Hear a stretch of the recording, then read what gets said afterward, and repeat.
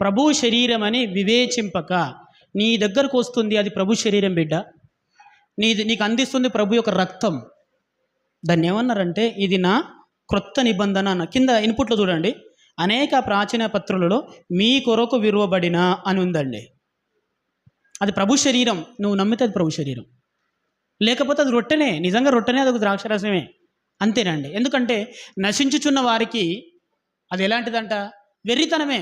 కానీ రక్షింపబడుతున్న నీకు, విశ్వసిస్తున్న నీకు అది దేవుని శక్తి అన్నాడు దేవుని మాట పౌలు గారు. అలాగే ఈ రొట్టె కదా, ఇది దేవుని శరీరము, నా కోసం విరువబడింది, ఆయన చిందిన రక్తం. కొత్త నిబంధన అంటే ఏంటో తెలుసా? రక్తంతో రాసింది బిడ్డ, పెన్నుతోటో సిరాతోటో రాసింది కాదు. ఇది రక్తం. లెటర్స్ రాస్తారు కొంతమంది, రక్తంతో రాస్తారు.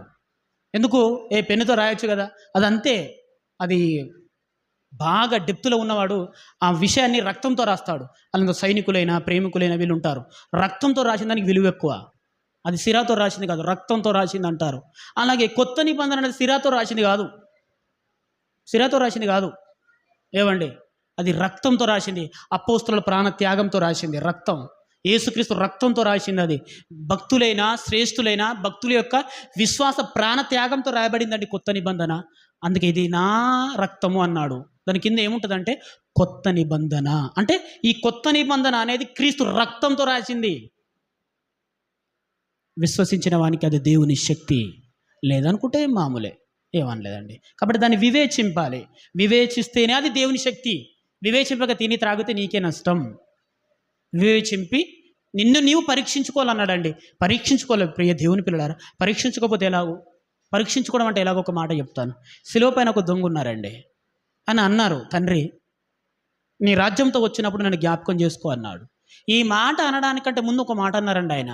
ఇద్దరు దొంగలు సంభాషణ చేస్తుంటే ఒక దొంగ అన్నాడు, అయ్యా నిన్ను నువ్వు విడిపించుకొని, నువ్వు మెస్సయ్యవైతే నిన్ను నువ్వు విడిపించుకొని మమ్మల్ని కూడా విడిపించుకోవచ్చు కదా అన్నాడు. ఆ పక్కన ఇంకో ఆయన ఏమన్నారంటే, రే మనం చేసిన దానికి మనం అనుభవిస్తున్నాం, కానీ ఏ తప్పు చేయలేదు అన్నాడండి. అంటే ఆ శిలువ పైన ఉన్న ఆ వ్యక్తి యొక్క ఉద్దేశం ఏంటంటే చేసిన తప్పుకు శిక్ష భరించడం తప్పేం కాదు అన్నాడండి ఆయన. మరి క్షమించమని అన్నాడు కదా, ఆయన్నేమో ఈ శిక్షను తప్పించమన్నాడు. ఆ పక్క వ్యక్తి, ప్రభువా నువ్వు తప్పించుకో, మా శిక్షను తప్పించు అన్నాడు. ఆయన దృష్టిలో క్షమాపణ అంటే ఏంటి, దేవుడు అంటే ఏంటంటే మా శిక్షను తప్పించేవాడు దేవుడు ఆయన ఉద్దేశం.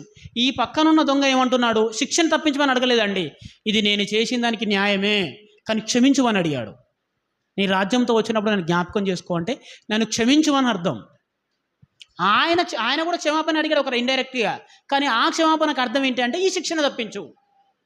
అది కాదు కదా. నేను తప్పు చేశాను ప్రభువా క్షమించండి అని అంటే శిక్షను తప్పించమని అర్థం కాదు. నిన్ను క్షమించినా నువ్వు శిక్ష భరించాల్సిందే, అది న్యాయం. నీకు అర్థం కావట్లేదు కొత్త నిబంధన అంటే ఏంటో. అందుకే ఆయన పరలోకానికి వెళ్ళిపోయాడు ఆ దొంగ. ఏంటనుకుంటున్నారు మీరు? ఆయన నా పాపాన్ని క్షమించమంటే అంటే ఈ శిక్షను తప్పించమని కాదు, నేను చేసిన దానికి ఈ శిక్ష న్యాయమే కానీ నన్ను క్షమించండి. చేసిన దానికి శిక్ష అనుభవిస్తున్నావు కదరా, ఇంకా క్షమాపణ ఎందుకు అని పక్కోడు. నోర్మయ్, ఏం తెలుసురా నీకు, ఏం తెలుసు నీకు? చూసారా, ఇప్పుడు మనం పరీక్షించుకోవడం అంటే ప్రభువా నన్ను క్షమించండి అంటే శిక్షను తప్పించమని అర్థం కాదు. నువ్వు చేసిన దానికి అనుభవించాల్సిందే, నువ్వు నేను మనం ఎవరైనా అనుభవించాల్సిందేనండి. ఏంటన్నారు క్షమాపణ అంటే చేసుకుంటూ వచ్చేదో క్షమించమంటే అయిపోతుంది అనుకుంటున్నారా? అలాగైతే దావీదుని ఎందుకు శిక్షించాడు దేవుడు? ఆయనకంటే ఎక్కువ ప్రార్థన చేయగలవు, ఆయనకంటే ఎక్కువ పశ్చాత్తాపడగలవు. నువ్వు ఆలోచించు.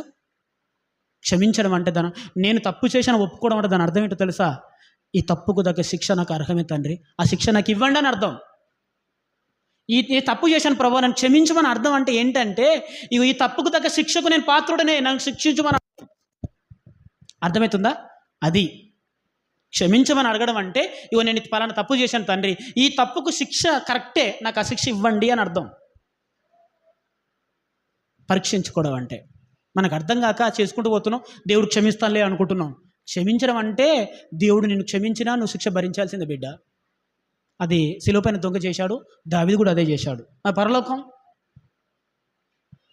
నువ్వు నచ్చితే ఆ శిక్షను నిజమని ఒప్పుకుంటే, ఆ శిక్షలో కూడా నీకు నిజాయితీ ఉంటే, ఎందుకంటే నేను చేసిన దానికి కదా శిక్ష భరిస్తున్నాను అని ఒప్పుకుంటే, నిజంగా దాన్ని నువ్వు కరెక్టే ఇది రావడం నాకు న్యాయమే అని ఒప్పుకుంటే పరలోకం డిసైడ్ చేస్తాడేమో ఆయన. ఇది సున్నితమైన అంశం, ఎక్కువగా సాగదీసి డిస్టర్బెన్స్ కాకు. కాబట్టి ప్రతి ఒక్కరూ నన్ను జ్ఞాపకం చేసుకోండి అన్నాడు. ఆయనను జ్ఞాపకం చేసుకుంటూ నీ జీవితాన్ని పరీక్షించుకుంటూ దాన్ని తీసుకునే ప్రయత్నం చేద్దాం.